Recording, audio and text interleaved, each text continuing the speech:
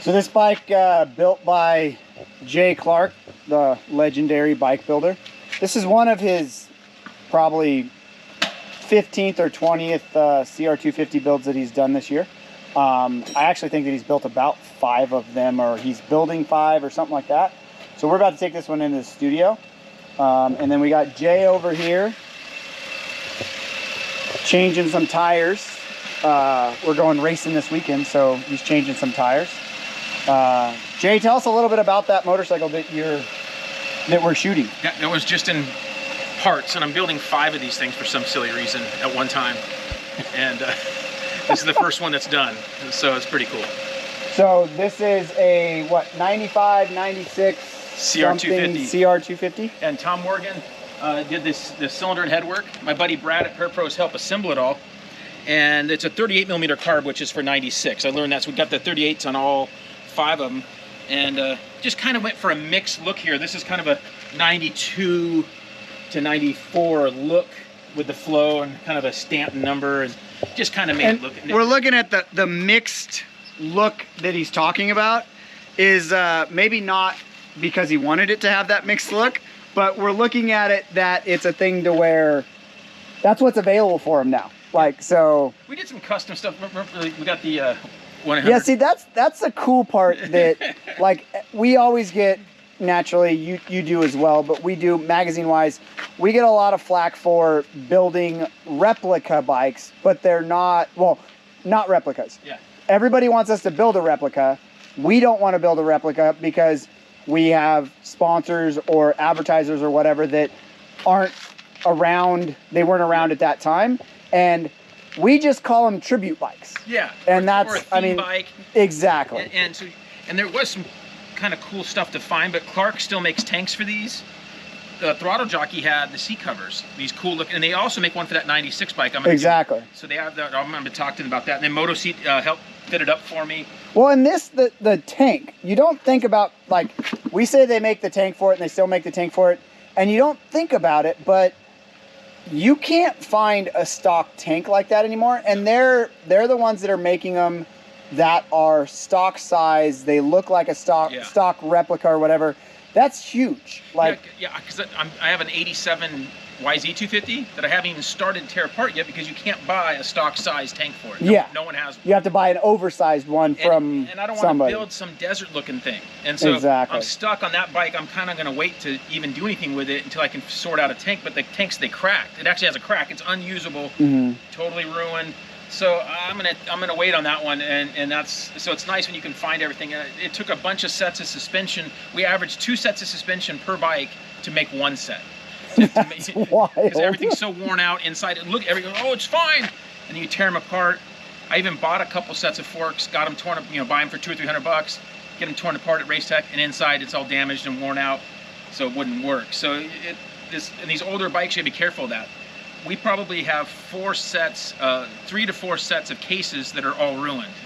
Almost every set of cases we have has been welded in some way. Yeah, we exactly. have little bits of weld and then and fixed them all, and it's just awesome. Yeah, no, I mean, there's so much, unless you've done one of these things, there's so much work that goes into it. And the crazy part now is, like, before we'd have to go buy OEM bolts and stuff like that. Like, this is the Spec Bolt Nickel Works kit. Looks amazing. And over there, those guys will, like, basically they'll go on a microfiche and they'll do everything, and you can buy the kit and it's not breaking the bank. No, it's bagged up so the bolts are the right length. In a bag, it'll say clutch cover. Yeah, exactly. So that's what's really cool. It'll say plastic shrouds or tank or whatever. So the bolts, for the most part, it's pretty amazing that on a 30-year-old bike that you're able to get this really cool looking hardware. Now some of the stock bolts, like for the pivots and stuff, like here, you have to, I just clean those up. Yeah. And you can reuse those. I did have to buy some, and some of that stuff's not available. So like on an axle, but I got new axle nuts, but the axles themselves aren't available. Yeah. So we had to do some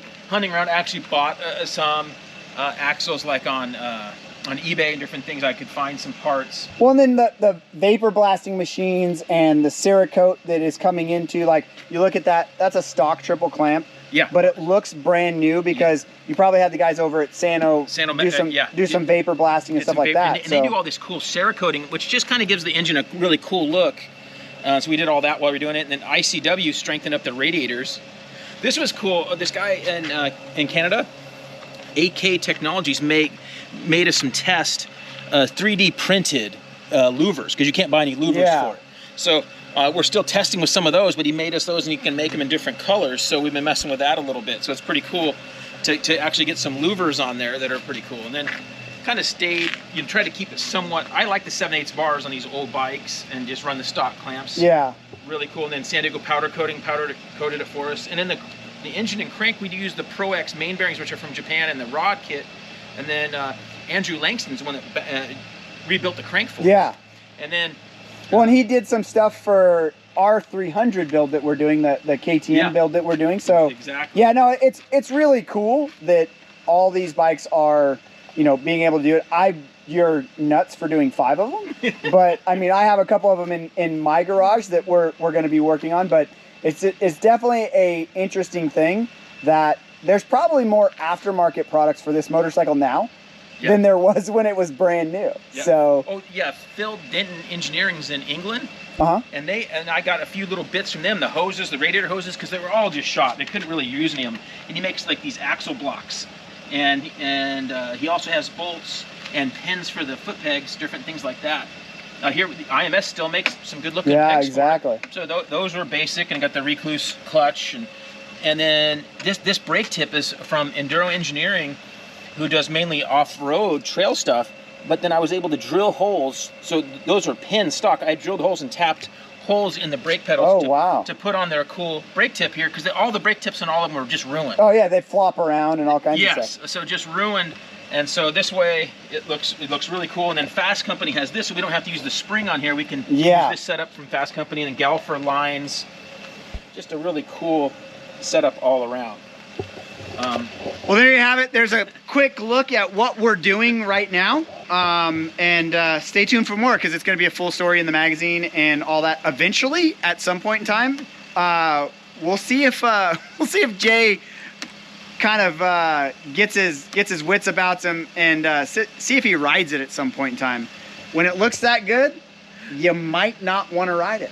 Exactly. All right. See you later.